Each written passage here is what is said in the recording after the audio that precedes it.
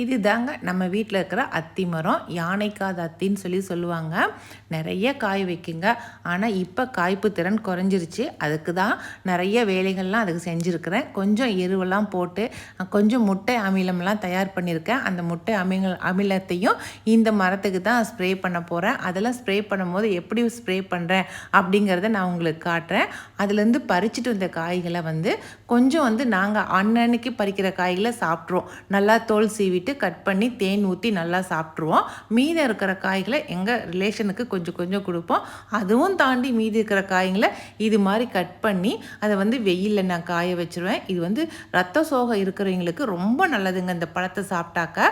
அதனால் காய வச்சுருவேன். இது நம்ம கூழு மாவு அரைக்கும் போதும் சரி, நம்ம பால்லையும் சரி, நம்ம இதை நல்லா அரைச்சிட்டு அதில் கலந்து நம்ம குடிச்சிக்கலாம். அதுக்காக இந்த அத்திப்பழத்தை இந்த மாதிரி காய வச்சுருக்கிறேன்.